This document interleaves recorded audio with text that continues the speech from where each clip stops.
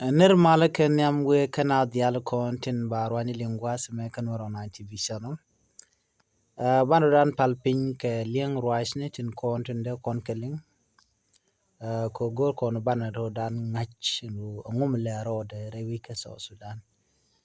Ke jeri pon mishit kename banarach ke kwikor dan chituok. Kam de ni so Sudan People Defense Force la de ni SSPDF. En kodan chi tuo kam dien tuo ko buru be ka Nasir County ban madan le road ban jiling no ere report ga na ba ban right ketin kon share la re wiki juba bu kon more detail ke right in content to ban ka linkel kan kono nyaman wala shanga diech ka pa diech ron kin dang raw de ndang raw de bakil ki ron kin dang raw je dang raw bakil baro dan le road ban jilinkel mi gujina me ki lingna me ka YouTube channel ka ken subscribe kami jegi ka Facebook page da kan waro 9 TV page gorno jin bi page bi ja follow ko bi more information telat ko rin bi kan famala shukje bana we kama de kon link de kon ngach ke jen ki ko daran chito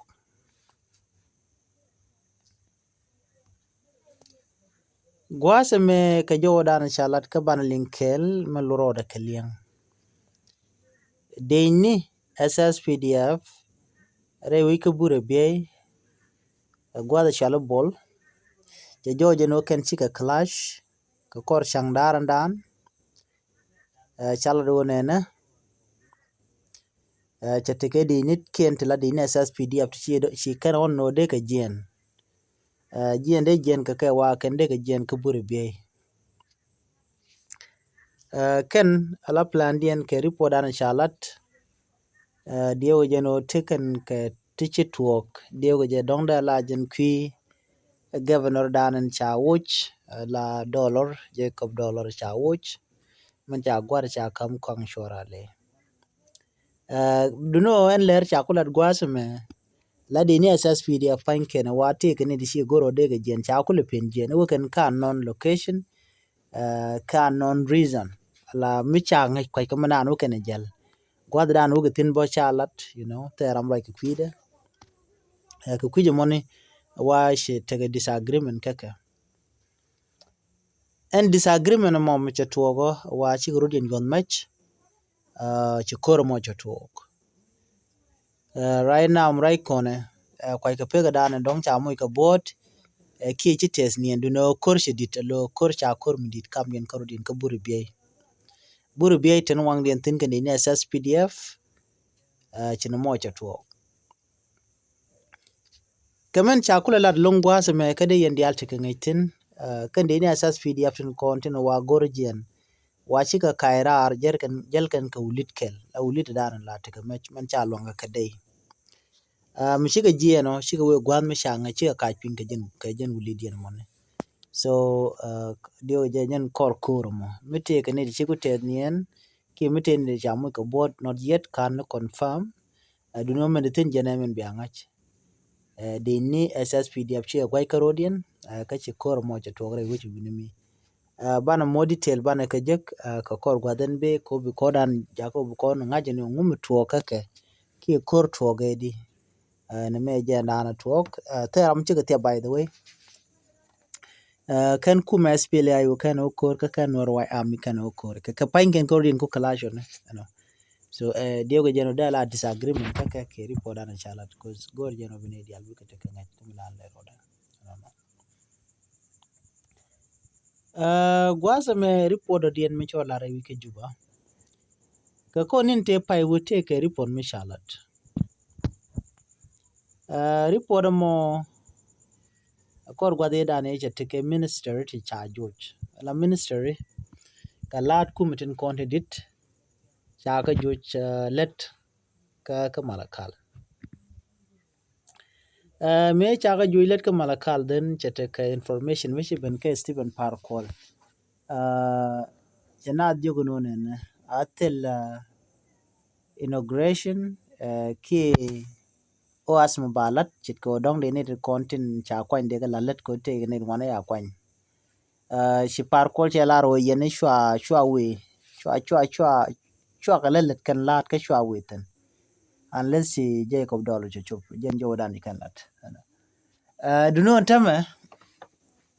kamen chi tuok Jacob Dollar cha jo already son wala cha jo no ne ne cha ne tin konte cha kwan ko cha Jacob Dollar cha wo ke je tel long no cha la du ko gwaron wanga dan China ro chagalas let ko Jacob Dollar is no more chalong wala governor cha just symbolism Ramadan and cha kulo kwain godde jen kwang shora le ngai kondiala so kujo money me chala do money so they yente ka ngach commission me ano tama shukume mandana la kume dung kirm yadi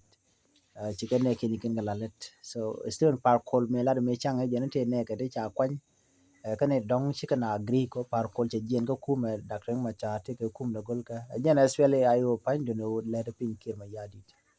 no ta jo me cha jala te ga jo me chalat gwaz me de indi ala ngaj banyok dara shal ka mo unit state ko la bong papa yam kama yom kanti chala do ne te ka me ti chal bang ne ka ne ti ka loka mo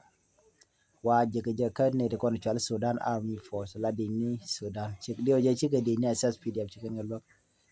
wa order mbe ka tun mane me kana jen wudi shal ka me man 12 kana wa cha 13 box of ammunition ke yo kon chol no sandung dang wal jok te la nying de ne